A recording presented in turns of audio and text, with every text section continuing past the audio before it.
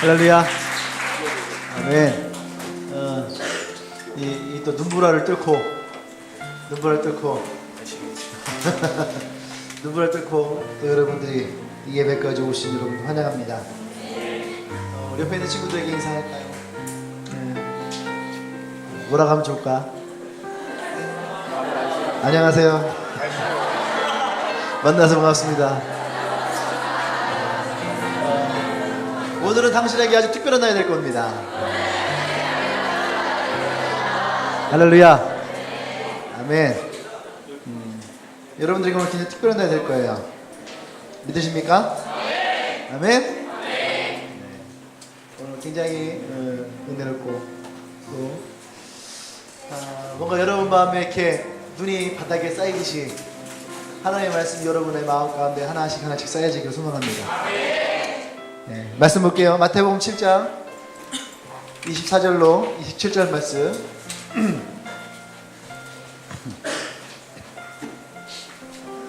마태복음 7장 24절로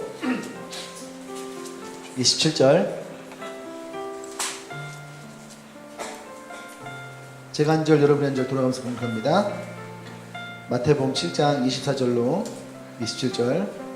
그러므로 누구든지 나의 이 말을 듣고 행하는 자는 그 집을 반석 위에 지은 지혜로운 사람 같으리니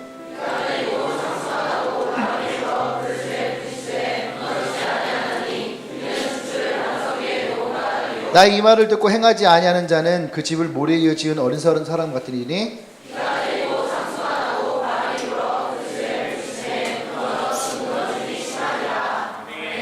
아멘. 우리 주일날 말씀 맞죠? 시작. 네, 투 반석의 새신랑 두 번째 시간. 오늘도 몇 가지까지 갈지는 잘 모르겠지만 일단은 가는 데까지 한번 가봅시다. 오늘 쭉 갔으면 좋겠는데. 첫 번째가 뭐였죠? 반석은 말씀 위에 세우는 것이다. 우리의 신앙이 어떤 것이냐라고 할 때에 우리의 기준이 뭐가 돼야 돼요? 말씀이 되는 거예요. 이 근래에 이렇게 문자나 전화로 이렇게 또 만났을 때 묻는 사람도 있어요. 친구들이 이렇게 만났는데 이런 문제들이 있을 때 뭐라고 답을 해야 됩니까? 그런 얘기를 하거든요.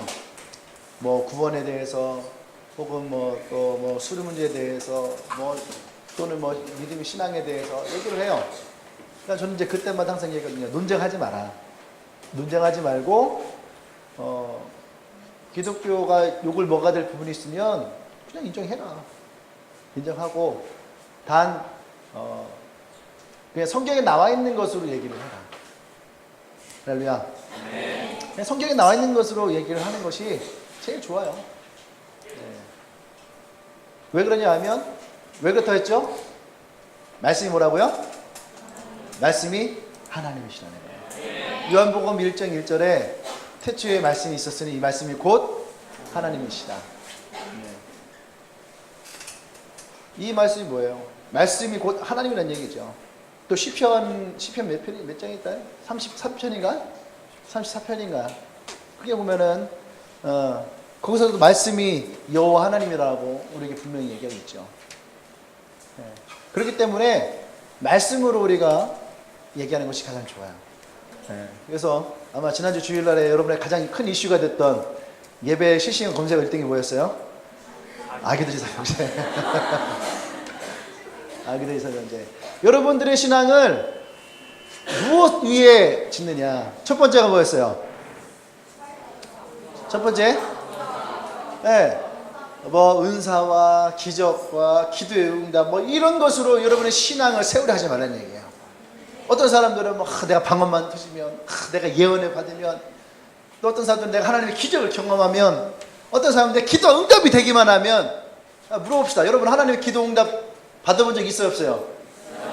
받은 적 있지요? 그래서 여러분 그 기도 응답 받고 어땠어요? 신앙생활 여러분 계속 꾸준하게 열심히 행복하게 즐겁게 최선을 다해서 했나요? 네? 어제 기도응답 받고 오늘 어쩌면 우리는 그 기도응답이랑 상관없는 인생을 살아갈 수도 있다고. 그렇죠? 기도응답 받을 때 너무너무 좋고 행복해요. 이거 기껏만 들어주시면은 막, 예, 그런 사람들 많이 봤거든요. 자기 기도만 되면, 그죠? 방언 받고 싶은 사람은 방언만 받으면, 그죠? 또 어떤 사람들은 기적을 경험하고 싶은데 하나님의 기적을 경험하면, 그죠? 어떤 사람은 내가 하나님의 음성만 듣는다면. 지난주에 듣게 해줬죠? 궁금하신 분들은 지난주 주일 설교 들으시면 돼요. 근데 어때요? 그건 얼마나 간다고요? 얼마 간다고? 그건 2주에 2주. 큰 신앙은 2주밖에 되잖아요. 두 번째는 네, 마음의 치유와 회복만을 구하는 사람들이 있어요. 기도 왔어요. 설교 듣고 내 마음이 힐링이 됐어요. 셀모임 하면서 내 마음이 위로가 됐어요. 이건 얼마나 간다고요? 한 달. 교회에 와서 여러분들이 힐링하려고 하지 말라는 얘기예요. 네, 힐링. 신앙은 힐링이 아니에요. 아멘. 신앙은 힐링이 아닙니다. 내 마음 평안해지고 내가 마음 좋아지고 내가 뭔가 기뻐지고. 여러분, 예수 그리스도가 내 안에 들어오면은요 기뻐지는 거예요. 즐거워지는 거예요. 고난 가운데서도 미친 사람처럼 웃을 수 있는 이유가 뭐예요? 주님이 있으니까 그러는 거잖아요. 아멘. 예, 그렇다고 내가 여러분들을 막 집단 참여시키는 건 아니에요. 기뻐해라, 기뻐해라, 기뻐해라. 분명히 자기 삶 가운데에 예수를 만나면 그 즐거움들이 있다는 얘기죠. 누가 시켜서가 아니라, 여러분들 아침에 큐티 했을 때 그 큐티의 말씀이 내 안에 싹 들어와봐요. 어때요? 행복해요, 안 행복해요? 행복하지요. 예? 밀린 숙제하는 게 아니란 얘기예요. 그 은혜가 있다는 거거든요. 아멘? 그냥 자기의 마음에 따라서 신앙이 올라갔다 떨어졌다 이런 신앙이 아니라 말씀 안에 세워지는. 그래서 세 번째는 어디에 세우라고? 말씀 위에 세우라는 얘기예요. 우리의 신앙이 말씀 위에 세워져야 된다는 거예요. 그런데 이 말씀으로 세워진다는 것은 하루아침에 되는 거예요? 아니에요. 하루아침에 되지는 않습니다. 벽돌 한 장 한 장 쌓아서 그 돼지가 자기 집을 벽돌 한 장 한 장 쌓잖아요. 형은 지푸라기로 지었잖아요. 그러니까 늑대가 와서 후 하니까 날아가고, 나뭇가지로 세웠어요. 그것도 후 하니까 날아가고, 손가락질 했잖아요. 너 멍청하게 왜 그렇게 집을 짓냐. 그냥 우리처럼 편안하게 집을 지으면 되는데. 신앙에는 그런 사람들 많거든요. 어떤 나 친구들은 교만해갖고 방언 한번 딱 받았다고 하죠.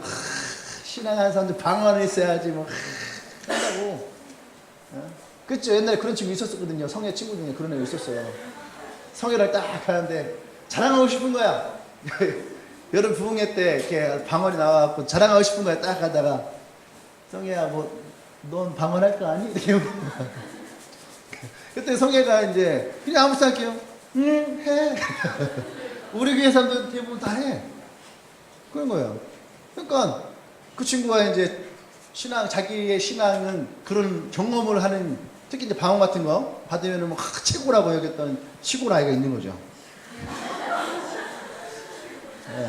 근데 그것이 중요한 것이 아닌 거거든요. 그것이. 그 성애가요 아주 멋있게 대답을 했어요. 너 방언보다 참 좋겠구나.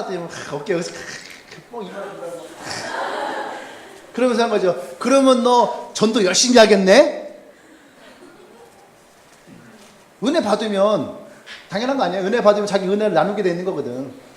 그죠? 방언을 받았던, 자기 병이 났던, 뭐가 됐던, 은혜 받으면 나오게 돼 있어요. 그랬더니, 너 전도 열심히 하겠네? 그때 친구가, 아니. 얼마나 갔어? 한 달 갔어? 한 달 갔어요? 그 친구는 오래 갔네. 근데, 그렇지 않다는 얘기예요. 말씀 위에 세워져야 되는 거예요. 할렐루야. 그래서 오늘 이 본문이 예수님이 산상수훈 가운데에서 많은 예수님을 따랐던 사람들에게 지혜로운 자와 어리석은 자에 대해서 얘기를 하시면서 그러므로 라고 하는 말씀을 시작되거든요. 24절이. 그래서 앞에 예수님이 하셨던 신앙인들의 기본적인 삶의 모습들을 얘기하셨거든요. 그래서 신앙인들은 이렇게 살아야 된다라고 하는 거예요. 그것이 어디에 토대가 되어 있는 거예요? 말씀으로 되어 있다는 얘기예요. 아멘. 난 여러분들이 말씀으로 세워지길 원합니다. 아멘. 오늘 두 번째는 우리 반석에 세우는 신앙은요, 이 반석이 무엇에 세워야 되느냐? 이 반석은요, 예수 그리스도를 의미한다는 거예요. 말씀은 곧 하나님이셨다라고 얘기를 해요. 그죠? 말씀은 곧 하나님이세요. 그 하나님 누구냐? 요한복음에서는 그 하나님 바로 예수 그리스도라고 요한은 정확하게 얘기를 하고 있어요. 그래서 그분이 말씀으로 이 땅에 오셨다라고 그래요. 그래서 우리는 성육신이라고 얘기를 합니다. 말씀으로 이 땅에 오셨다는 거예요. 그분이 바로 예수 그리스도라는 거죠. 내가 물어볼게요, 여러분. 기독교에서의 최고 중요한 게 뭐예요? 기독교의 제일 중요한 거.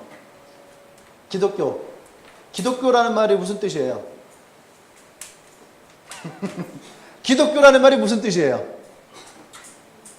기독교가 뭐예요? 기독교가. 기독교가 무슨 뜻이에요? 몰라요? 기독교가 무슨 뜻이에요? 기독교가 무슨 뜻이에요? 큰일 났네, 이거. 기독교가 무슨 뜻이에요? 우리가 신학을 배울 때 그거 배우고 되면 기독론, 신론, 성령론, 기독론 배워요.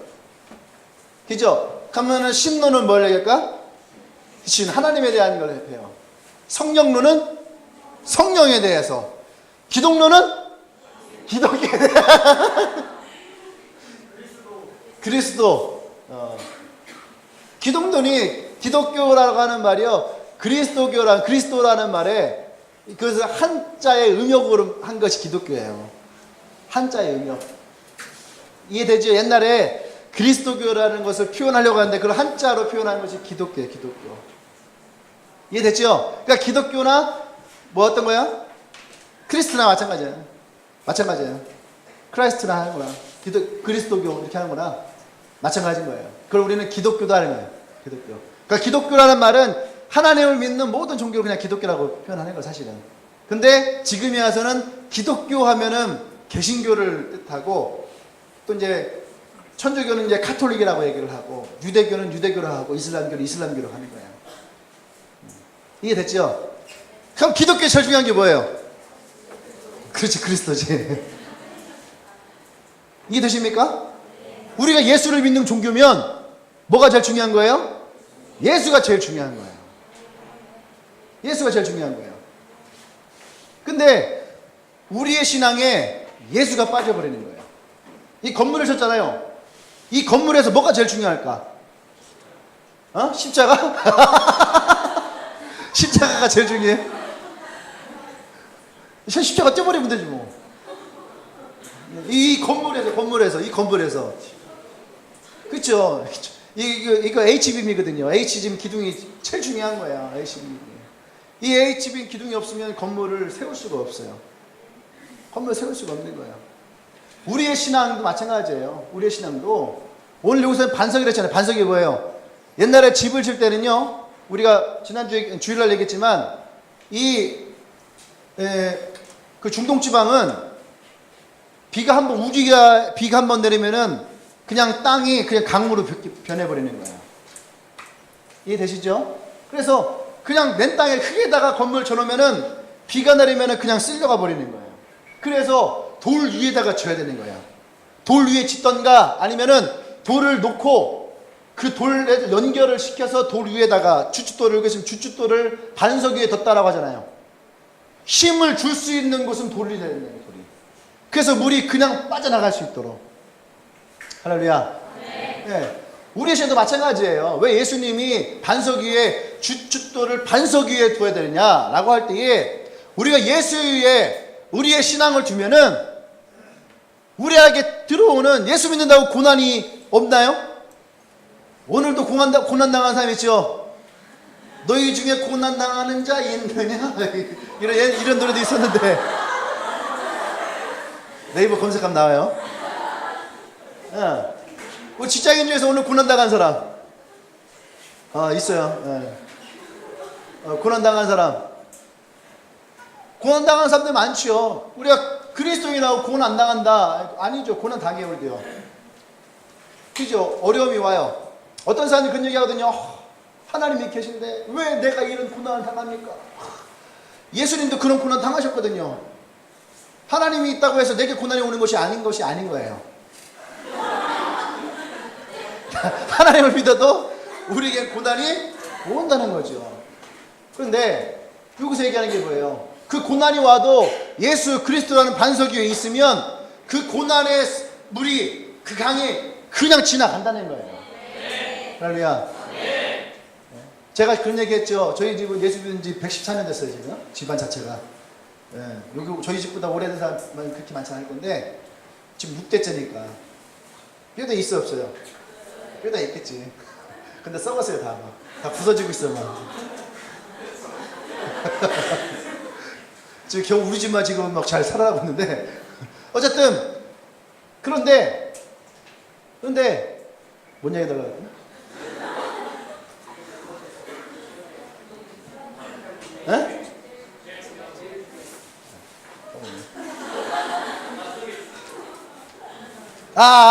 어릴 때부터 교회를 다녔거든요. 근데, 특히 이제 제가 중학교 때 이렇게 막 비행기 타고 막 놀러 다닐 때, 비행기 타고 청소년 시기를 막 제가 다녔잖아요. 그거를 이제 질풍노도다 이렇게 얘기를 하는데, 그때 뭐 술을 먹던 애들이랑 뭐 밤새 놀다가 늦잠을 자든 뭘 하든 그냥 교회는 가는 거예요. 그죠? 또 막 선생님한테 두들겨 맞고 엄마한테 혼나고 형들한테 막 맞고 막 팔 부러져도 그냥 교회는 가는 거예요. 막 열 끓고 아프고 막 힘들고 어려워도 교회는 그냥 가는 거예요. 그냥 교회 가는 것이 내게 문제가 되지 않았다는 얘기예요. 이해되십니까? 그러니까 지금도 그건 마찬가지예요. 내가 목사가 되기 전에도 그냥 교회는 어때요? 가는 거예요. 어떤 어려움이 와도 내가 교회를 다니지 말아야지. 내가 예수님을 버려야지. 이런 생각을 해봤을까 안 해봤을까? 그 생각 자체를 해본 적이 없는 거예요. 왜냐하면은 우리 집안이나 우리 집 자체가 그냥 예수라고 하는 그 반석의 주축도에 그냥 올려져 있으니까 우리의 신앙은 그래야 되는 거예요. 고난이 온다고 해서 내가 교회를 가야 되나 말아야 되나, 예수를 믿어야 되나 말아야 되나, 이러한 신앙이 아니라 우리가 예수를 믿을 거면 정확하게 믿어야 되는 거예요. 교회를 다니는 건 교회를 믿는 것이 아니에요. 목사를 믿는 것이 아니에요. 리더를 믿는 것이 아니에요. 누굴 믿는 거예요? 예수님을 믿는 거예요. 그래서 우리의 구원은 무엇으로 일어납니까? 예수를 영접함으로. 요한복음 1장 12절에서 영접하는 자, 곧 그 이름을 믿는 자에게 하나님의 자녀가 되는 권세를 주신다는 거예요. 할렐루야. 우리가 여기서 잘 믿어야 됩니다. 그냥 나 교회 믿어요. 그러면 너 구원 받았구나. 이게 아니에요. 우리가 믿는 대상이 뭐예요? 교회가 아니라는 얘기예요. 예수 그리스도 되는 거예요. 그래서 우리의 고백은 넌 어떻게 구원 얻었니? 저는 믿음으로 구원 얻었습니다. 이것이 아니에요. 내가 예수 그리스도를 믿음으로 구원을 얻었습니다라는 것이 정확한 답이라는 얘기예요. 내가 무엇을 믿느냐? 할렐루야. 그 믿음의 대상이 분명할 때에, 또 그것이 우리의 고백이 이루어질 때에 우리는 흔들리지 않습니다. 아멘. 내가 어떤 반석이라는 것을 들 것이냐? 예수 그리스도라는 반석을 둬야 됩니다. 그래서 그분은 가장 높은 곳에서 가장 낮고 낮은 자로 오셨다는 얘기예요. 그리고 그의 주춧돌은 뭐예요? 그것을 밟고 일어설 수 있어야 되는 거예요. 밟고 일어설 수 있는, 우리가 흔들리지 아니하는, 할렐루야. 예수님이 그러한 모습으로 우리에게 오셨다는 얘기입니다. 아멘. 난 여러분 그런 예수님을 여러분 안에 있기를 원합니다. 아멘. 세 번째는 반석은요 어떻게 세워지는 거냐 하면, 반석은 듣고 행할 때 일어나는 거예요. 듣고 행할 때. 지금 이 시대의 가장 큰 문제는 뭐냐면, 목사님들의 설교가 나쁘냐? 아니에요. 목사님의 설교는요 앞으로도 더 좋아질 것입니다. 앞으로 더 좋아질 거예요. 과거보다 앞으로 더 좋아질 거예요. 왜 그래요? 수없이 연구하고 좋은 자료가 나와 있고, 또 그것을 가지고 여러 가지 공부와 학문을 통해서 설교는요 과거보다 미래가 더 좋은 설교들이 많이 나올 거예요. 그렇죠? 그런데 문제는 뭐예요? 과거보다 현재보다 미래를 바라보는 기독교의 교회에 대한 시선과 전망은 어때요? 어두워요, 밝아요? 어두워지고 있어요. 점점 어두워지고 있는 거예요. 그 중에 하나는 뭐냐면 교회에 청년이 없다는 거예요. 근데 우리 교회 문제는 우리에겐 장년이 없다는 거예요. 우리는 청년만 있는 거예요. 청년만. 그죠? 우리 아버지 다니는 교회는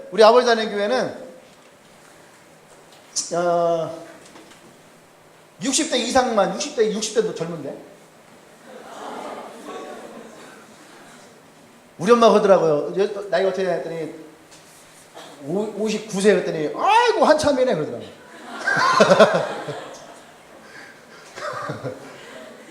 대전이에요, 대전인데 70대 이상이요 거의 한 4,500명 돼요.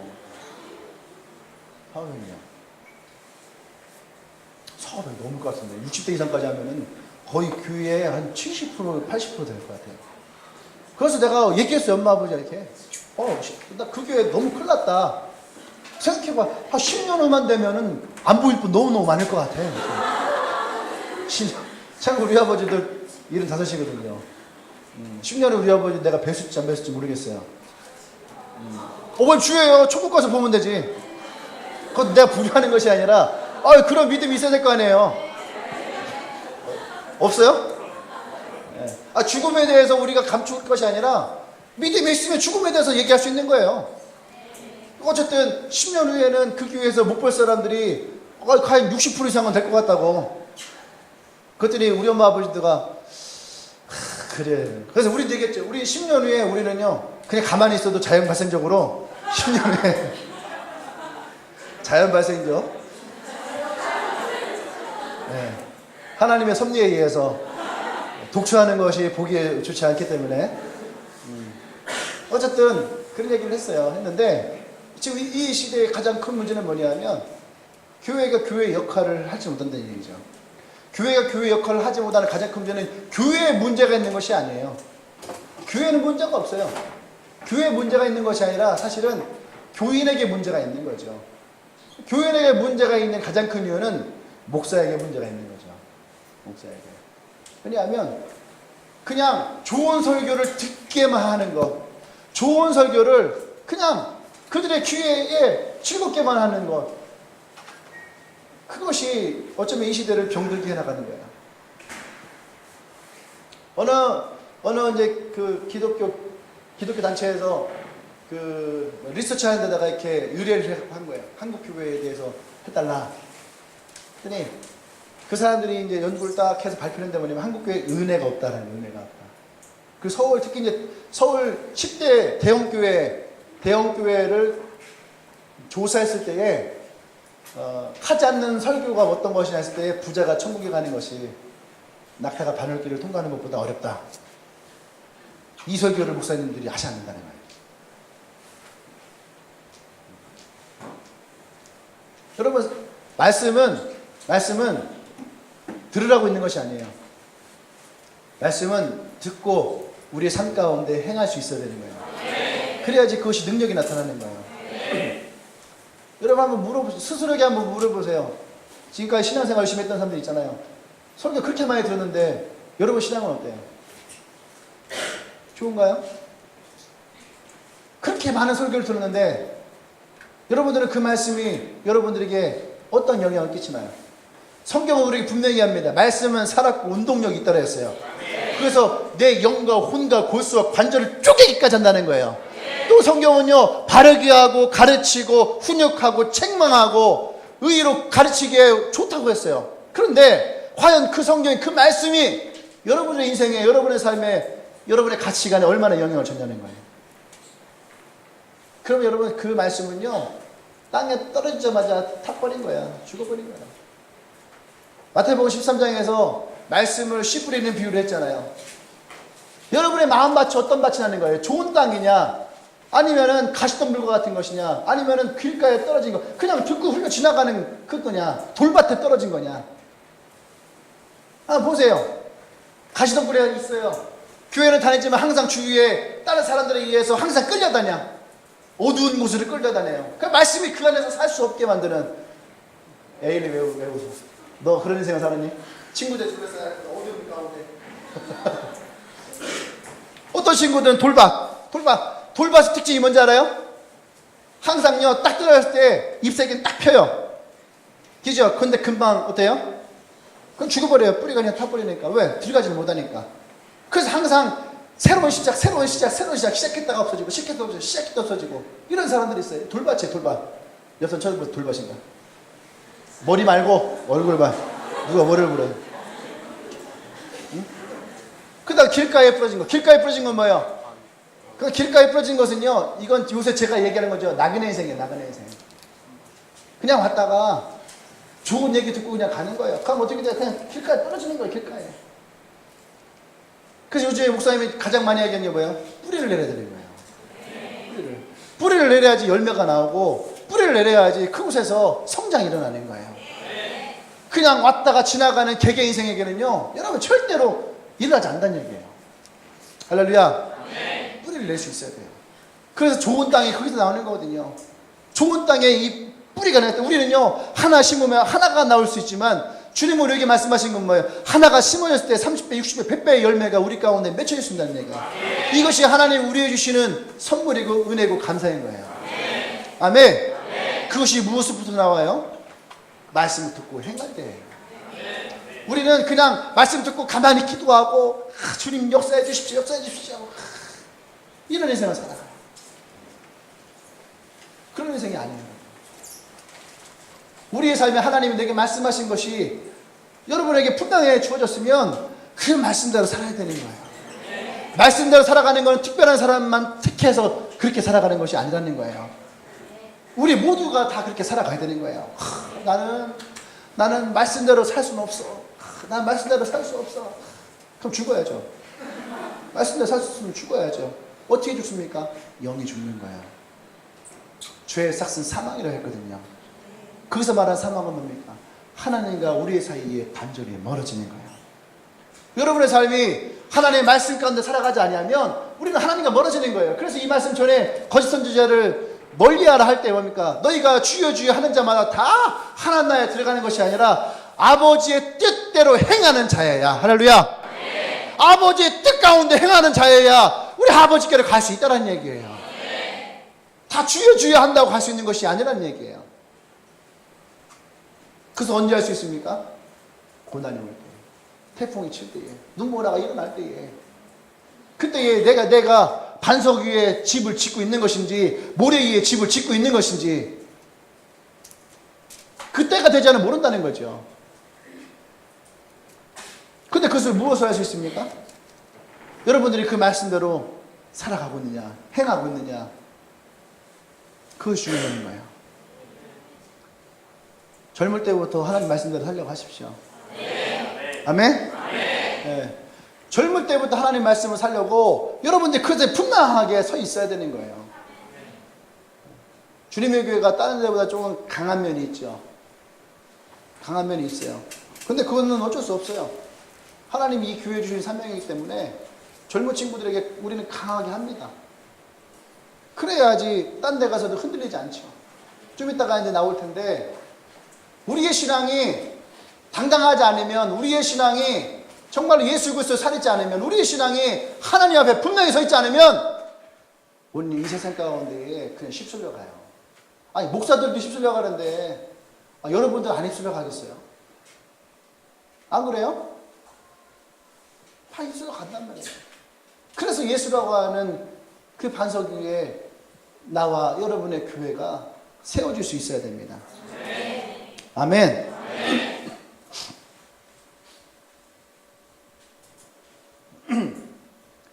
우리가 이 말씀을 듣고요, 하나님의 말씀을 듣고 혹은 읽고 혹은 느끼고 혹은 깨달았을 때에 그것을 가슴에만 간직하는 사람들이 있어요.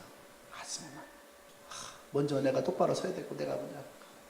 여러분은 죽었다 깨도 내가 혼자 똑바로 설 데는 없어요. 네.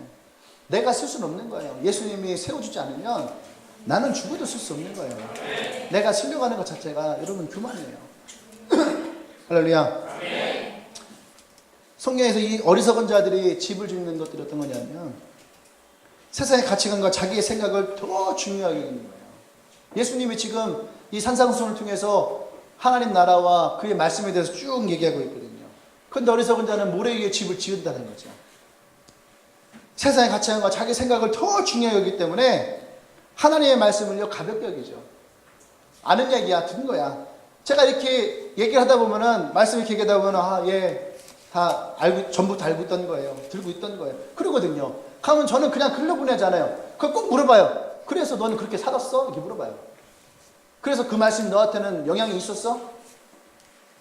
여러분, 들어서 아는 거 중요한 거 아니에요. 누가 모르나요?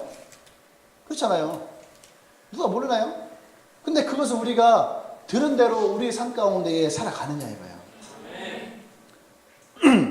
그렇지 않으면 교회에서는 그냥 듣는 대로, 나가서는 세상 풍습대로, 세상의 가치관대로. 로마서 12장 2절에서 분명히 우리에게 말씀하십니다. 너희는 이 세대를 본받지 말고 마음을 새롭게 하고 변화를 받아 하나님의 선하시고 기뻐하시고 온전한 뜻이 무엇인지 분별하도록 하라. 아멘. 무엇으로 분별하래요? 잣대가 있어야 될 거 아니에요, 잣대가. 너희는 이 세대를 본받지 말라고 그랬잖아요.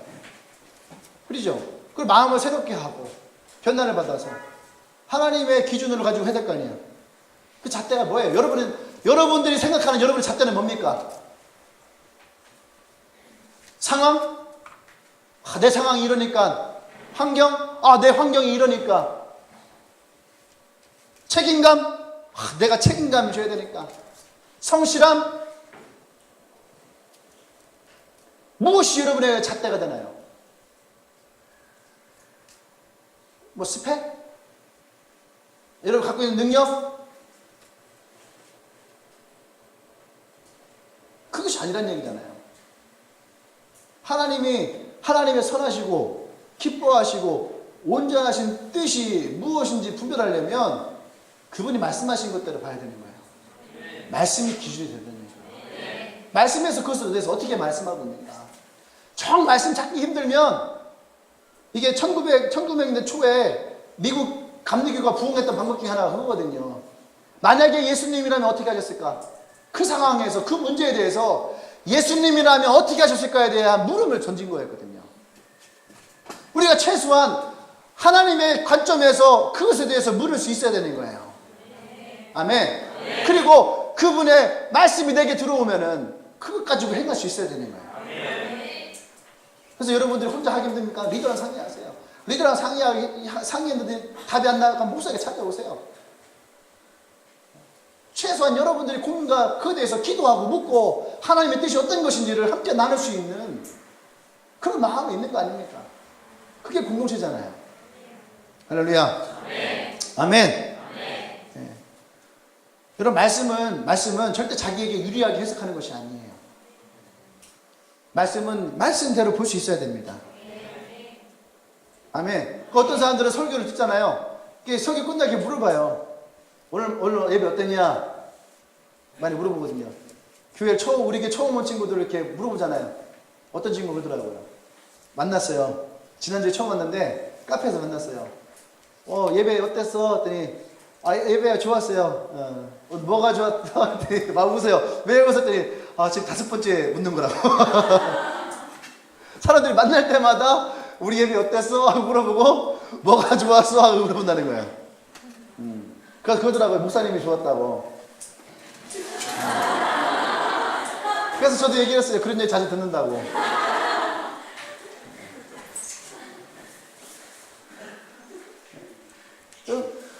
우리 안에 내가 듣고 싶은 것만 들으면서는 안 되는 거예요. 제일 많이 들어야 될 것이 뭐냐면 찔려오는 말씀을 들어야 되는 거예요. 왜? 말씀은 살았고 운동력이 있잖아요. 영과 혼과 관절과 골수까지 쪼갠다 하잖아요. 그러면 쪼개는데 아파요, 안 아파요? 아프잖아요. 아픈 이유는 뭐예요? 그걸 치유하고 고치기 위함이거든요. 그러니까 말씀 여러분들에게 그렇게 들어오잖아요. 나를 기쁘게 하고 즐거워하는 설교는요, 얼마든지 할 수 있어요. 그렇잖아요. 남들 칭찬은요, 잘할 수 있을까? 칭찬이 인색해갖고. 근데 설교는요, 여러분들 앉아있는 사람들 기쁘게 할 수 있는 설교 얼마든지 할 수 있어요. 근데 우리는 립서비스를 위해서 목사가 서 있는 것이 아니거든요. 제사장 선지자 보세요. 구약 성경 보면 선지자들이 그 백성들을 향해서 어떤 설교를 합니까? 어떤 말씀을 합니까? 하나님이 꼭 이들에게 하셔야 될 말씀을 얘기하거든요. 근데 그들은 그걸 듣고 싶지 아니에요. 그럼에도 불구하고 해야 되는 거예요. 예레미야라고 하는 선지자는 눈물의 선지자거든요. 하나님 주시는 마음마다 너무너무 가슴이 아픈 거예요. 왜 가슴이 아파요? 내 민족이 망할 거라고 하나님 말씀하시는 거거든요. 이 민족이 폐역해서 하나님을 버릴 거라고 하는 마음을 주시니까 제발 그러지 말라고 눈물로 호소하면서 막 얘기하거든요. 근데 사람들이 귀뚱으로 듣지도 않아요. 그러니까 울면서 얘기를 하거든요. 근데 사람들은 그런 얘기를 듣고 싶지 않아요. 내가 잘 되는 얘기를 듣고 싶어 하고, 내가 성공하는 얘기를 듣고 싶어 하고, 내가 복 받는 얘기를 듣고 싶어 해요. 근데 성경에서 복 받는 것이 써 있단 말이에요. 시편 1편에서 뭐라고 써 있습니까? 복 있는 사람은 대놓고 얘기해. 되긴 대놓고. 복 있는 사람은 어떤 사람이 복 있는 사람이냐? 성경은 대놓고 얘기를 해요. 그죠? 복 받기 원한다면 10편 1편을 묵상하면 돼요. 근데 그 가운데 하나 형통한다란 말이죠. 형통한다. 여호수아가 가나안 땅에 들어갈 때에도 두려웠어요. 근데 하나님이 뭐라고 말씀하십니까? 네가 내 말을 지켜 행하면 네가 형통할 것이다. 형통이란 말이 나온단 말이에요. 근데 이 형통이란 말이 어떤 의미예요? 하나님이 사람을 만드시고 보시기에 좋았더라. 할렐루야. 그때 사람을 향해서 굿 그랬거든요. 근데 그것이 뭐예요? 형통이라는 말이에요. 다시 말해서 우리가 복받는 하나님이 형통한 인생은 뭐예요? 하나님 보시기에 아름다운 인생이 복받는 인생이라는 얘기예요. 여러분이 그래서 잊지 않았으면 좋겠어요. 내가 복받는 인생이라는 것이 세상에게 인정받고 능력받고 하는 그런 인생이 아니라 하나님으로부터 인정받는. 아멘. 네. 그 인생이 될 수 있어야 됩니다. 그래서 목사님은 요 얘기 나올 때마다 이제 되게 자신감을 얻는 거죠. 내가 힘을 얻고 용기를 얻고. 예. 우리에게는 분명히 인생의 시험이 오거든요. 나를 유혹하는 것도 오고 세상의 성공에 대해서 얘기도 오고. 목사님이 올해 몇 살처럼 보이죠?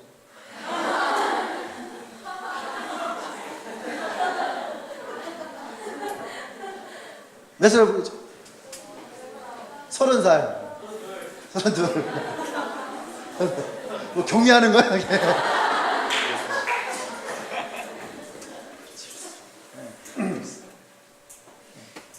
지금 아마 제 나이대의 사람들이 제일 많이 하는 것이 뭐냐면은 진급의 문제예요. 진급. 여기서 진급이 되느냐 아니면 여기서 미끄러지느냐. 되고 올라가면 살아남았다 이거 되는 거고, 미끄러지면 어떻게 하지? 이렇게 되는 거예요. 조직사회에서는. 이게 되게 중요한 시점이거든요. 그러니까 점프해야 될 시점이에요. 그래서 여기서 이직을 하는 사람들 많이 나와요. 이직. 다른 데로 점프하면서 이직을 하는 그런 타이밍들이 있거든요. 목사님도 그런 타이밍이 온 거잖아요. 맞잖아요. 그래서 여러분 다 아는 것처럼 너무나 좋은 조건에 스카우트제의가 들어왔어요. 근데 세상적인 가치관으로 목사님도 마찬가지로 했잖아요. 내가 몇 번 목사님께 말씀드렸거든요. 목사님 저 사실은 내가 이렇게 해고선 연봉이 억대 연봉이고 집이 이렇고 자동차 이렇고 우리 아이들 교육하는 거 이렇게 들어왔어요. 그랬더니 그분들이 그러는 거예요. 황 목사 당신 너무너무 좋은 기회네. 점프할 수 있는 기회네. 점프할 수 있는 기회네. 점프할 수 있는 기회가 생긴 거잖아요. 근데 그랬어요. 근데 안 간다 그랬어요. 왜 안 가냐고. 너무 그게 얼마나 좋은 기회인데 가지 않냐고. 그래서 했어요. 저도 제가 목사할 때 내 꿈이 큰 교회 담임 목사 되는 거였는데 제가 꿈을 이룰 수 있는 기회가 왔었는데 근데 그건 아닌 것 같더라고요. 왜냐하면 내가 하나님의 뜻을 쫓아서 가는 것이 아니라 내가 나의 욕망과 이 시대를 분별하라 그랬잖아요. 하나님이 이 시대에 나에게 주신 사명이 있는데 내가 이 사명을 분별하지 못하면 하나님을 기쁘시게 하지 못하는 거예요. 하나님의 뜻이 어디 있냐는 거죠. 하나님의 뜻이. 하나님의 선하심이 어디 있느냐. 이 기준으로 보면 저는 가면 안 됩니다. 그러면 이제 거기서 또 세상적인 가치관과 논리가 나오는 거예요. 뭐예요? 젊은이 사역은 여기서만 할 수 있는 것이 아니다. 거기서도 할 수 있고 거기는 재정이 있으니까 더 빵빵하게 밀어줄 수 있고. 얼마나 달콤하고 유혹해요? 여러분들에게 동일하게 그것이 온다는 얘기예요. 나만 오는 것이 아니에요. 금액의 차이가 있고 어떤 일의 차이가 있을 뿐이지 분명한 것은요, 우리의 신앙을 흔들고 내 믿음을 빼앗고 나의 기쁨을 앗아가는 것들이 분명히 우리 가운데 있다는 얘기예요. 그것이 때로는요, 직장에 선택해서 나올 수도 있고 때로는 어느 진로의 문제일 수도 있고. 할렐루야. 네. 여러분들이 그것들에 대해서 분별하지 아니하면 그것이 언젠가 우리들에게 다시 부메랑처럼 돌아오게 될 거예요. 돌아오게 돼요. 목사님은 그것을 알기 때문에 기쁜 마음으로 즐겁게 행복하게 자랑하면서 포기하는 거예요. 왜? 이게 하나님의 뜻이 있으니까. 네. 여러분 듣는다고 하는 것이 아니에요. 듣고 그것이 내 삶 가운데 일어나야 됩니다. 아멘. 네 번째, 그래서 중요한 거예요. 그래서 반석은 분명한 신앙 고백이 있어야 되는 거예요. 반석은 그래서 우리 안에 분명한 신앙 고백이 있어야 돼요. 그냥 우리의 신앙 고백은 뭐예요? 예수님 나의 구원자시다. 물론 맞습니다. 근데 우리의 신앙 고백이 상황과 환경과 여건과 누구를 만나든지 어디에 있든지 우리에게서 분명해야 된다는 거예요. 베드로가 신앙 고백한 게 어디예요? 베드로가 주는 그리스도시요 살아계신 하나님의 아들입니다라고 했던 신앙 고백이 어디서 한 거예요? 그렇지, 가이사랴 빌립보라는 곳이에요. 가이사랴 빌립보. 이 가이사라는 말은 뭐예요? 로마의 황제의 칭호예요. 가이사라고 하는 것이 로마 황제의 칭호예요. 그러니까 빌립보라는 말은 뭐예요? 그의 동생의 이름, 헤롯의 동생의 이름 빌립. 그래서 가이사랴 빌립보라고 하는 도시를 만든 거예요. 이름을 짓고. 그 도시의 특징은 뭐냐 하면 정치, 경제, 사회, 문화의 핵심적인 신도시. 그런 도시마다 있는 것이 뭐냐 하면요, 커다란 신전이 있어요. 커다란 신전.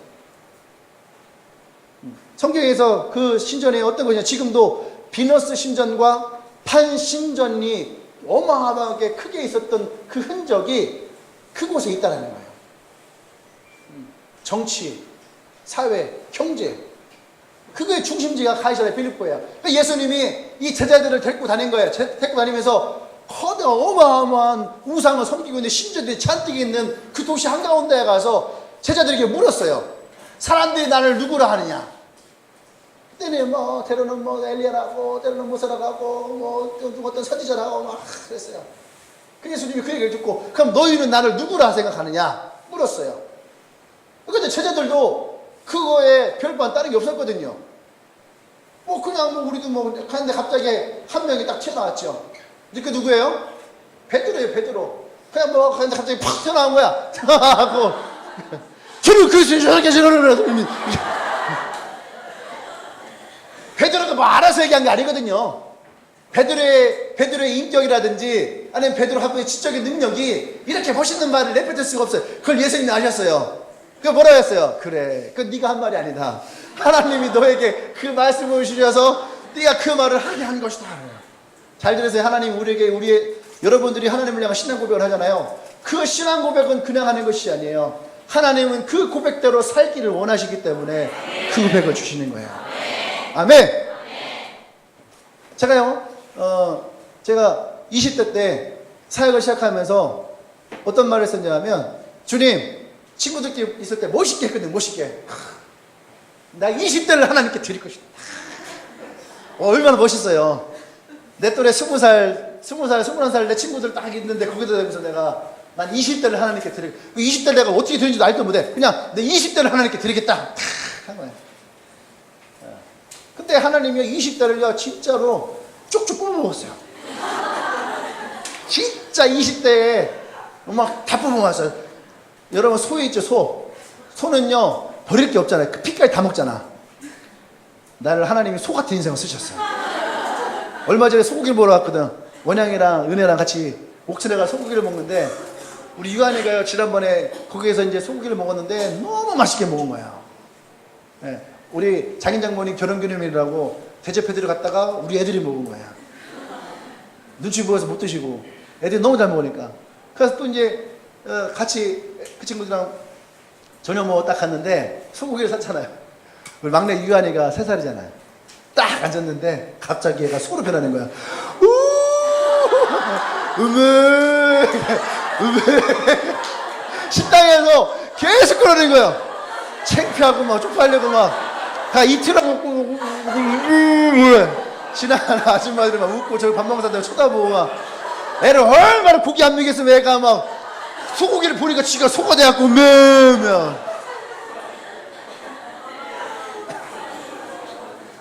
어쨌든 하나님이 나를 소처럼 사용하신 거예요. 20대를 정말로 20대를 그냥 온통 다 드렸어요. 근데 하나님은 지금 돌아와서 보면은 나를 그렇게 20대에 쓰시기를 원하셨다는 거예요. 20대 때에 내가 주를 위해 살지 않았으면 내가 뭘 하고 살았겠어요? 안 그래요? 주를 위해 살지 않았으면 내가 뭘 하고 살았을 것 같아요. 20대에 철기왕성한 이 남자의 시기에 아마 사고를 치고 다녔겠죠. 근데 하나님이 20대를 온전하게 다 쓰신 거예요. 우리의 신앙 고백은 하나님이 우리를 쓰시기 위함이라는 거예요. 베드로로 하는 이 사람이 하나님 앞에 고백을 할 때에 주님 그리스도시 살아계신 하나님의 아들입니다. 근데 예수님이 그 고백 위에 뭐라 했습니까? 그 고백 위에 반석이라고 하죠. 그것 위에 내가 교회를 세울 것이다. 이 고백 위에 교회를 세울 것이다. 아멘. 여러분이 분명히 고린도전서 3장 16절에서 사도 바울 우리에게 뭐라 했습니까? 우리 안에 성령의 전이 우리 안에 있다 그랬어요. 할렐루야. 우리가 주의 성전을 온전히 세우기 위해서는 우리에게 분명한 이 고백이 있어야 된다는 거예요. 반석이신 예수 그리스도에 대한 나의 신앙의 고백이 분명하게 있어야 되는 거예요. 예수님은 나의 삶이 어떤 분이신지를 말할 수 있어야 되는 거예요. 그냥 우리가 공부해서 배우고 들어서 알고 있는 것이 아니라 내 삶 가운데 내가 고백할 수 있는 예수님이 있어야 되는 거예요. 그것이 살아있는 고백이에요. 근데 예수님이 왜 하필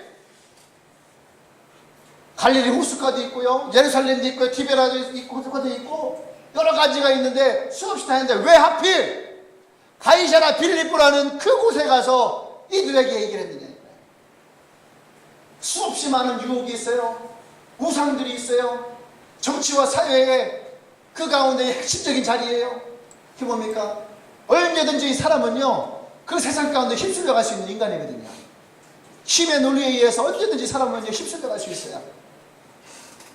수많은 유혹들이 도사리는 곳에서 사람들은 언제든지 그 유혹에 넘어갈 수 있어요. 여러분에게 오는 유혹이 어떤 것이 있나요?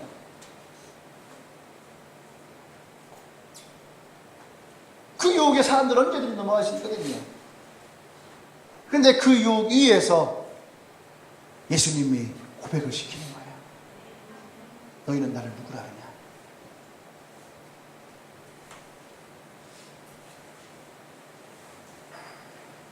이것이 우리의 가치관이어야 됩니다. 가치관이 뭐예요? 가치관은 흔들리지 않거든요.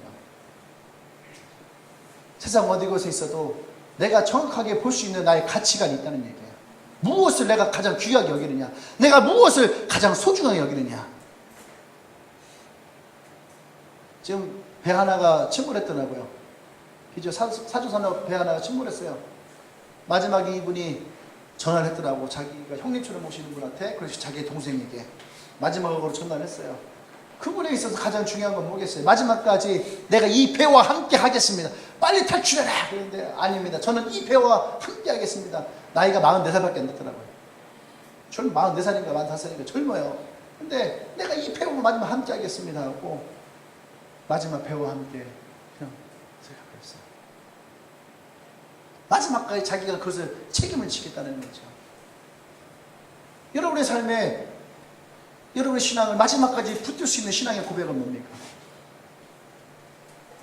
마지막까지 내가 이것을 붙들고 놓지 않을 수 있는 신앙의 고백은 뭐예요? 그 고백 위에 주님은 여러분의 교회를 세우십니다. 이 고백이 없으면 세워질 수 없는 거예요. 그래서 항상 묻거든요. 교회를 다녔던 사람이나 안 다녔던 사람이나 묻죠. 엔카운터 하기 전에도 묻고 이 근래에도 많이 묻고 다니죠. 뭡니까? 너는 구원 확신 있느냐? 너 정말로 예수 안에서 거듭난 인생을 살아가고 있느냐? 옆 사람 물어보세요. 너는 구원 받았느냐? 너는 거듭났느냐? 이거 자신 있게 말할 수 없는 사람들 있잖아요. 자신 없는 사람들은 빨리 리더와 만나세요. 리더와 상의하세요. 화장품만 마크베로 상의하지 말고, 화장품만 괜히 SK 가갖고서 상담하지 말고, 여러분의 구원의 문제를 여러분 리더와 함께 상의하세요. 할렐루야. 근데 이 구원의 확신 잘 돼. 이 구원의 확신은 단순하게 나 예수 믿으니까 나는 천국 가, 난 예수 믿으니까 난 구원 얻었어. 여러분 그렇게 단순하게 생각하지 마십시오.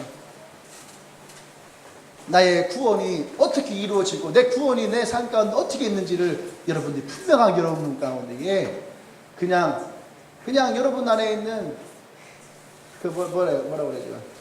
신념이 아니라 하나님 안에서의 온전한 믿음이어야 됩니다. 나는 오랫동안 교회 다녔으니까, 난 예수를 믿으니까, 난 천국 가. 이건 신념이에요, 신념. 신념이에요. 신념이 아니라 하나님이 주시는 믿음 안에 서기를 원합니다. 그때에 여러분의 고백이 흘러나오는 거예요. 주님 그리스도시요 살아계신 하나님의 아들입니다. 어떤 소용돌이가 쳐도요, 이 고백은 절대로 빗나가지 않아요. 아멘. 여러분 보세요. 초기 기독교에도 수많은 사람들이 죽음 앞에서 고백을 했거든요. 근데 죽음 앞에서 고백할 수 있는 이유가 뭡니까? 이들의 믿음이 흔들리지 않는 거예요. 한국에도요, 일제 시대 수많은 사람들이 죽었거든요. 순교했단 말이에요. 근데 순교 가운데도 복음이 끊어지지 않았던 가장 큰 이유가 뭡니까? 이 복음이 그들에게 분명하기 때문에 그래요. 예수 그리스도가 복음이라는 거예요. 여러분 안에 이 복음이 있느냐는 거죠. 내가 믿는 예수에 대한 복음이 내 안에 있느냐? 그걸 조금 더 발전시키면 누구를 만나도 내가 만난 예수님에 대해서 말할 수 있느냐는 거예요. 복음은 배워서 나오는 것이 아니에요. 복음은 학습되어지는 것이 아니에요. 복음은 내가 만난 하나님을 고백할 수 있어야 되는 거예요. 할렐루야. 그것이 진짜 살아있는 복음이고, 그 복음이 내가 누구를 만나더라도 자신 있게 말할 수 있는 거예요. 그 안에 능력이 있는 거예요. 아멘. 난 여러분 안에 그런 복음이 있기를 원합니다. 그것을 성경에서 뭐라 합니까? 그 반석 위에 이 신앙의 고백이 있어야 되는 거예요. 아멘. 여러분의 신앙의 고백이 분명하게 있기를 원합니다. 아멘. 그러면 뭐라고 했어요? 이 고백이 분명하면 음부의 권세가 널 이기지 못하리라. 이 가이사랴 빌립보에는요, 음부의 동굴이라는 것도 있어요. 음부의 동굴. 실제로 음부의 동굴이 있어요. 음부의 권세가 이기지 못할 것이라는 거예요. 이 고백 위에 있으면 우리에게 어떠한 고난이 오고, 어떠한 시련이 오고, 어떠한 아픔이 와도 이 고백이 우리 안에 분명하면 우리는 하나님 앞에서 흔들리지 않는다는 얘기예요. 아멘. 여러분, 이 고백이 분명히 있기를 원합니다. 마지막이에요. 목사 굉장히 급하게 왔어요, 지금. 체할 것 같아요. 오늘 끝나려고. 마지막 5번째는 뭐냐면, 반석은 십자가의 신앙이에요. 결국 십자가의 신앙으로 가야 됩니다. 나를 따르려거든 누구든지 제 십자가를 지고 따라와. 자기를 부인하고 제 십자가를 지고 따라오라는 거야. 자기를 부인한다는 얘기는 뭐예요? 자기 이기심을 내놓을 수 있어야 되는 거야. 자기 연면을 내놓을 수 있어야 되는 거야. 자기 중심적인 것을 내놓을 수 있어야 되는 거야. 그래야지 예수의 십자가가 보여요. 그래야지 십자가를 지고 갈 수 있는 거야.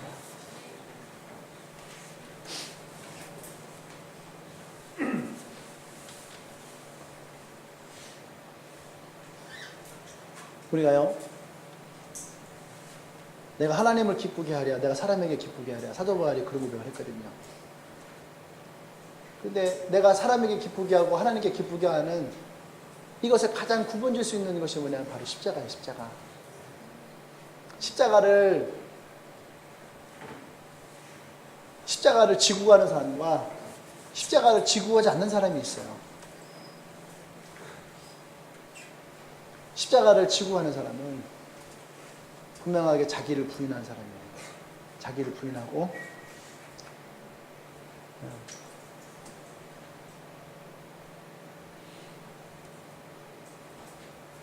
그 십자가에는 사실은 나는 없는 거거든요. 누가 있는 거냐면 다른 사람이 있는 거예요. 다른 사람이. 나는 없고 다른 사람이 있는 거예요. 근데 십자가를 지고 가지 않으면 다른 사람은 없고 나만 있는 거예요. 여러분의 신앙이, 여러분의 신앙의 잘 보세요. 기도가 됐던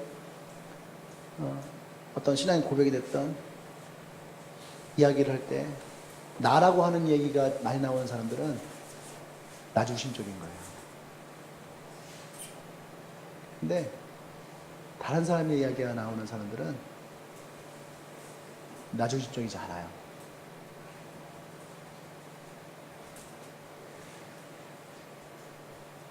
이것이 반석 위에 세워진 십자가의 신앙이에요. 예수님이 베드로를 만나시고 예수님을 부인하고 배반했던 베드로에게 갈릴리 호숫가로 다시 찾아가셨죠. 요한복음 21장에서. 그래서 다시 묻죠. 요한의 아들 시몬아, 네가 나를 사랑하느냐? 그때 뭐라 그랬어요? 예, 내가 주님을 사랑합니다. 그러면 예수님이 뭐라 했어요? 그래, 너의 신앙을 잘 세워라. 이러셨나요? 아니에요. 내 양을 먹이라 그랬어요. 내 양을 먹이라. 누구의 양을? 내 양을 먹이라. 예수님의 양을 먹이라. 요한의 시몬아, 네가 나를 사랑하느냐? 예, 주님, 내가 주님을 사랑합니다. 그러면 그래, 너의 신앙을 똑바로 세워라. 이러셨나요? 아니에요. 내 양을 치라 그랬어요. 내 양을 치라. 세 번째 또 묻죠. 요한에도 시몬아, 네가 나를 사랑하느냐? 주님 아시잖아요. 내가 지금 벌써 2번 얘기했잖아요. 주님이 나보다 더 나를 잘 알지 않습니까? 내가 주님 이렇게 사랑하는 거 아시지 않습니까? 그래서 뭐라 해요? 그래, 그러면 내 어린 양을 먹여라.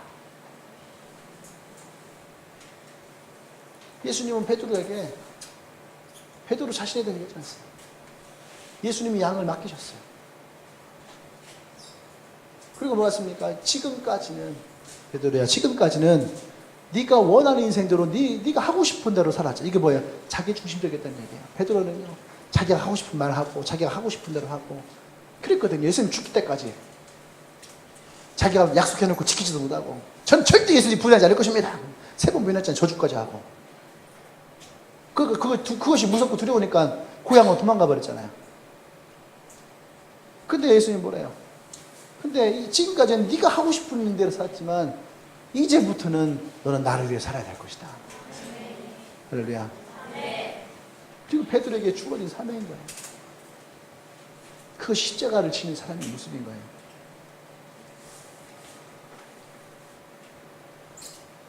여러분, 신앙은 나라고 하는 곳으로 머물면 안 돼요. 신앙은 너라고 하는 곳으로 향해 나갈 수 있어야 되는 거예요.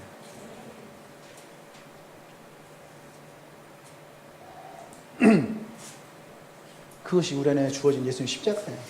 예수님 십자가의 의미가 뭐예요, 여러분? 우리는 흔히 얘기합니다. 예수님 십자가는 사랑이다. 예수님 십자가의 의미가 사랑이에요? 사랑은 사랑이죠. 그런데 그 누굴 향한 사랑이에요? 나를 위한 사랑인가요? 요한복음 3장 16절에서 분명히 얘기합니다. 하나님 세상을 누굴 사랑했다고요? 세상을 이처럼 사랑하사.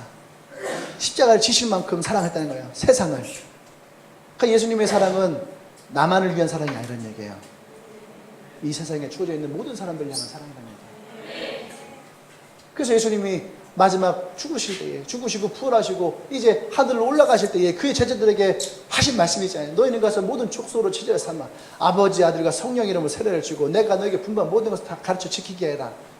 예루살렘과 온 유대와 사마리아 땅끝까지 이르러 너희는 내 증인이 되리라. 할렐루야. 하나님이 우리에게 주셨던, 예수님이 우리에게 말씀하셨던 마지막 말씀이 그거예요. 그것이 뭡니까?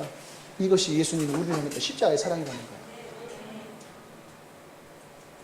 그 반석이, 여러분의 신앙이 그 십자가 위에 세워질 수 있어야 되는 거예요. 그래야지 그분의 십자가의 사랑이 내 가운데 온전해지는 거예요. 나만을 위한 것이 아니에요. 너를 위한 사랑, 우리를 위한 사랑.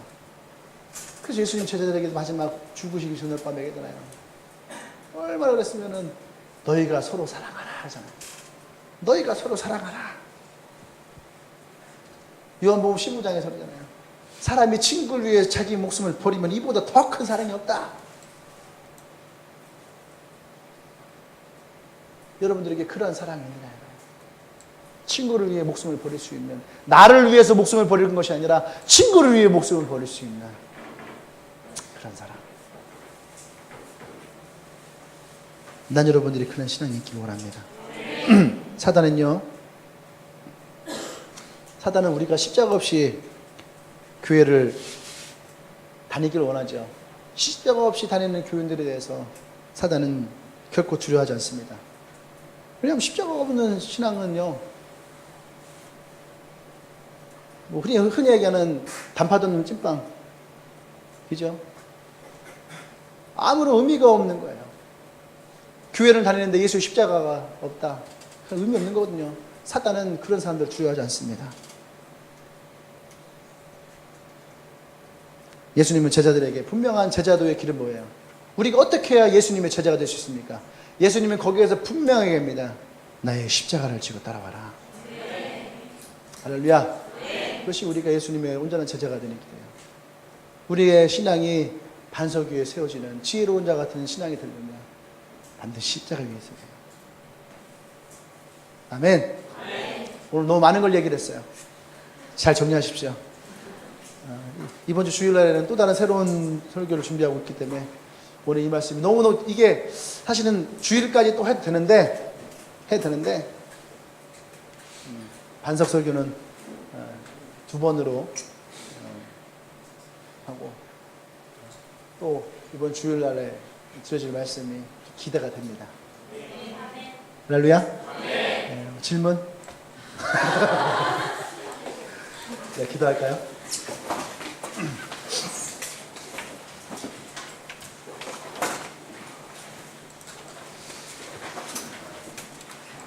오늘 4가지의 이야기를 했거든요. 앞에 것까지 한 5가지 다 했죠. 네. 여러분 마음에 한 3가지 정도만 좀 가져갔으면 좋겠어요.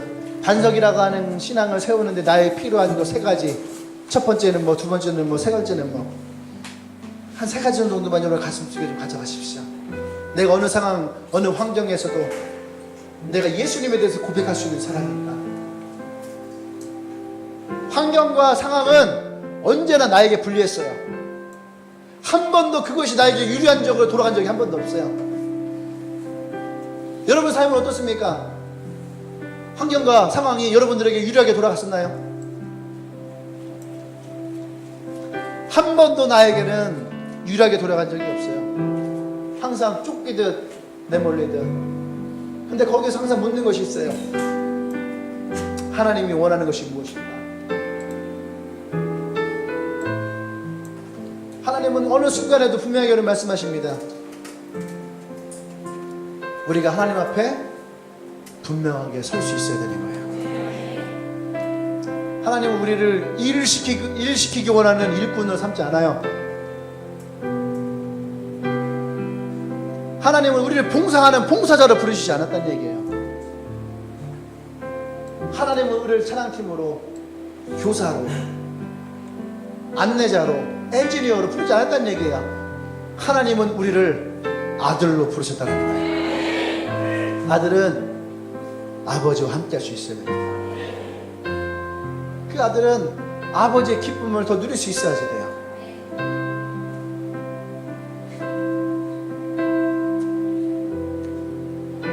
함께 제가 기도할 때에 여러분의 신앙의 모습을 보십시오.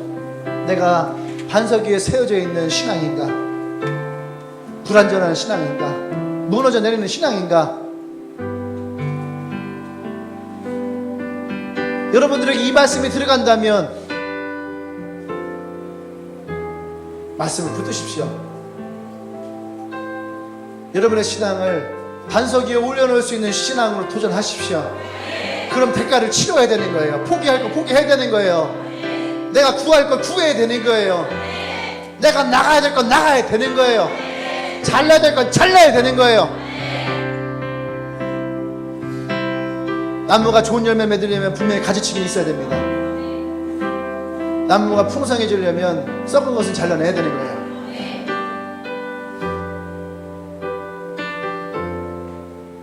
우리 함께 시간 기도할 때에 주님 오늘 나의 모습을 봅니다. 내가 말씀 위에 이 반석을 세우기를 원합니다. 내가 예수 그리스도의 나의 반석이 세워지기를 원합니다. 나의 신앙의 고백 위에 그리스도가 세워지기를 원합니다. 내가 십자가를 지고 하는 인생 되게 하여 주시옵소서. 주여 한번 주 전심을 하나님께 기도하며 나아가십시다. 주여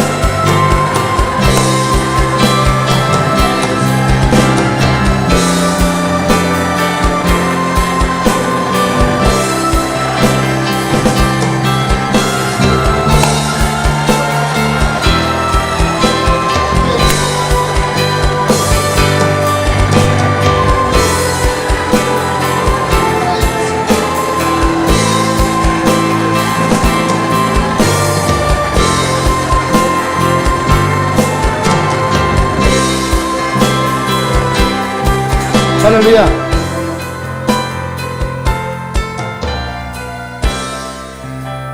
어쩜 우리는 모두가 이 시대에 가이사랴 빌립보에 서 있는 거예요. 세상 수많은 가치관 가운데에서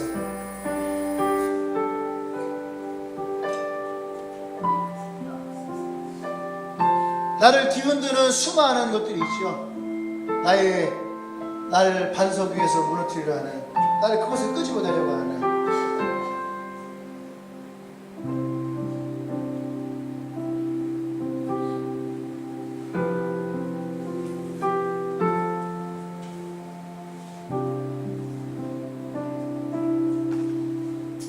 난 여러분들이 그 가운데서 잘 들으세요. 그 가운데 여러분, 남들의 칭찬을 받으려고 목숨 걸지 말아요. 착한 사람 컴플렉스 버리십시오. 다른 사람들에게 내가 실망을 줄까봐 버리십시오. 우리가 세상 한가운데서, 가이사랴 빌립보에서 우리가 봐야 될 것은 세상이 아니에요. 여러분 친구가 아니에요. 여러분 가족도 아니에요. 그곳에서 우리는 주님을 볼 수 있어야 됩니다. 내가 주님 그리스도시요 살아계신 하나님의 아들입니다 했던 베드로의 고백과 같이 그 어떤 상황과 환경 가운데서도 예수를 볼 수 있어야 돼요. 착하기 때문에, 좋은 게 좋은 거기 때문에, 남들을 실망시키지 않기 때문에 아니에요, 여러분.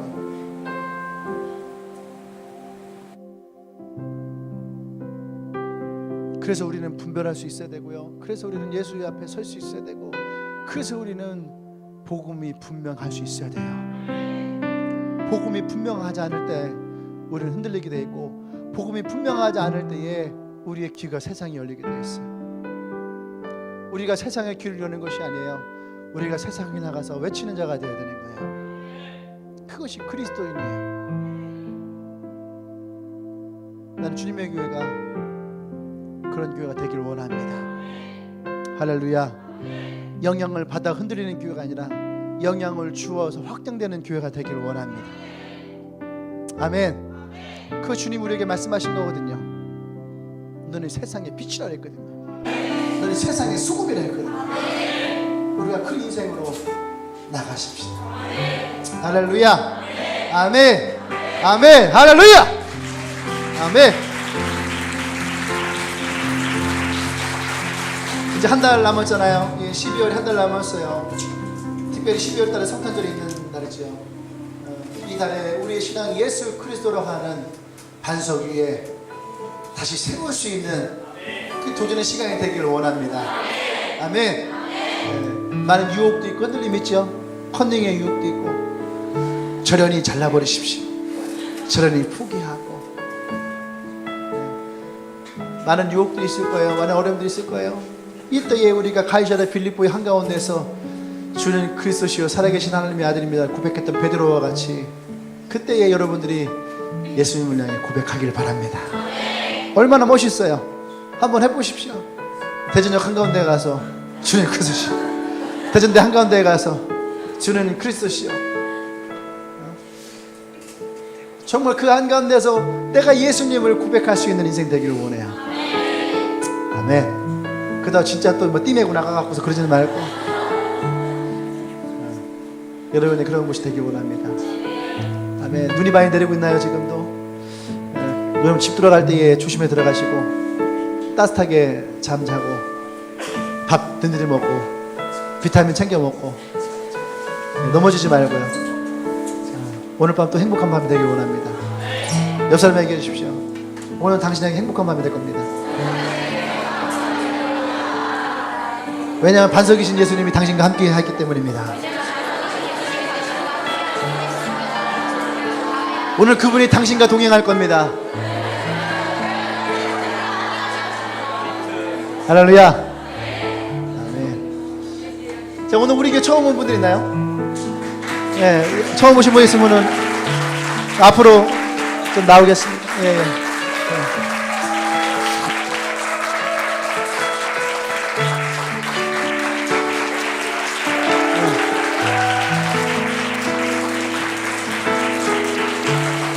네네.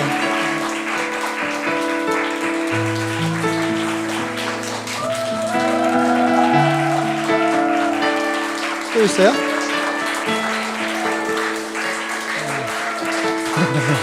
네, 기도 한번 하겠습니다. 하나님 감사합니다. 또 우리 귀한 형제 자매를 또 예배 가운데 인도하셨습니다. 주님, 이들의 신앙이 정말로 예수 그리스도로 말미암아 반석 위에 세워지는 그런 든든한 교회가 되어지기를 원합니다. 그 어떤 풍파가 몰아쳐도 흔들리지 아니하고 오직 주님만 바라보며 나갈 수 있는 그의 신앙 가운데 하나님의 복을 주시고 하나님 보시기에 가장 멋진 인생 살아갈 수 있도록 주님 축복하여 주시옵소서. 이제는 우리 주 예수 그리스도의 은혜와 하나님의 크신 사랑과 성령의 교통 역사하심이 이제 우리의 신앙이 말씀이라는 반석 위에 예수 그리스도라는 반석 위에 그리고 그 믿음을 우리가 행함으로 또 십자가의 사랑 안에서 주는 그리스도시요 살아계신 하나님의 아들이라는 고백을 하기로 결단한 주님에게 모든 지체들 위해 지금으로부터 영원토록 함께 하시기를 간절히 축원하옵나이다. 아멘.